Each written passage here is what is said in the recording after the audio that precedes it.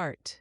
3 times this week, Noor woke at 2 in the morning to a phone buzzing next to her bed, a notification, an alert from a monitor, a line of code that didn't feel right. She sat in the dark, coffee cooling in her hand, and told herself again and again, be careful. Curiosity is a compass, caution is its map. Noor's day starts like many others. A short run, a mechanical tea ritual, and a stack of security newsletters she never quite finishes.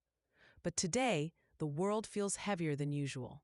Media chatter picks up on privacy controversies, and whispers of a new fintech platform, Atlas Pay, gain traction. Noor keeps reading, not to prove anything, but because where there's growth, there are often fragile seams. Reconnaissance begins not as hacking, but as listening. Noor's hobby is pattern spotting.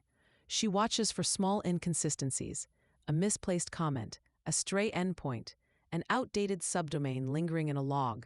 One evening, she finds a snippet in a public script that hints at an internal API used for profile lookups. The comment is innocent, a developer's note, but it leaves a thread. Threads are how you unravel things. The first dedicated test is slow and quiet. Noor sends a simple, controlled request with a test account and watches the response.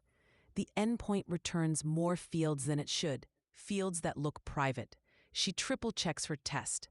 Authentication is proper, her tokens are hers, and nothing out of bounds is performed. The behavior is wrong. Not catastrophic in the first breath, but convincingly wrong. Finding a flaw is a moral moment. Noor considers 3 paths: exploit quietly for a headline, shout to the world and cause fear, or take the narrow, careful road, disclose responsibly. She chooses the latter. Responsibility means documentation, a clear, minimal proof that demonstrates the issue without causing harm, and a cover note to the company explaining the impact and possible remediation. Vulnerabilities are as much human as they are technical. Developers ship code under pressure. Sometimes a debug endpoint meant for a weekend is copied into a deployment pipeline and forgotten. Noor remembers Samir apologizing about his team's overnight push that left an endpoint open for a day. It's never malicious, he told her. It's just pressure and forgetfulness. The more she sees, the more Noor believes that shaming harms the ecosystem. Collaboration fixes it.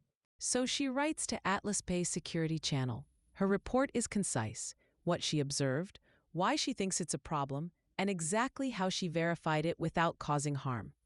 She attaches sanitized logs and offers to help verify a fix. Then the hardest step, waiting. The waiting is not empty. Questions arrive. A triage analyst requests a sanitized request response. Noor responds with redactions and timestamps. Clarity without spectacle.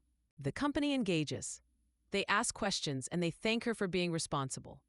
A patch is built and tested. Days later, she sees the note, fixed in deployment 1.3.2, thanks for the responsible disclosure. For a moment, she lets the satisfaction in. It's never about the bounty. For Noor, the reward is that a risk disappeared. A user who would have been harmed wasn't. After the bug is fixed, Noor is careful about how she shares the story. She posts a high-level, sanitized write-up in a forum, not to claim glory, but to teach why the fix matters.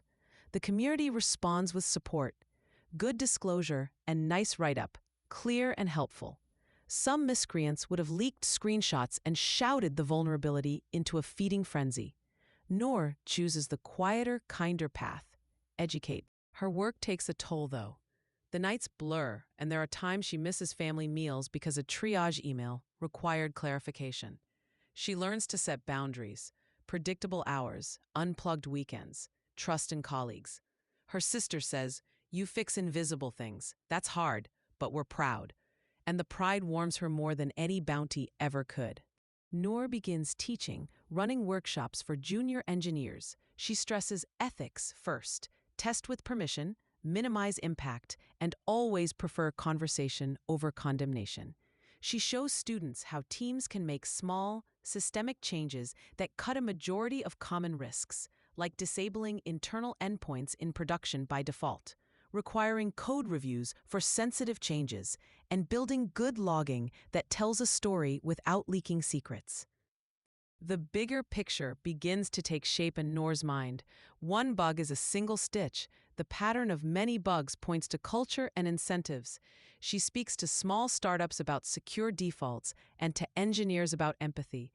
Make it easier to be secure than insecure. She tells a room full of people. They nod. They can imagine better defaults. They can change their habits. One evening on her rooftop, Noor lets the city lights wash over her. She reflects on a year of catches and nearly missed hazards.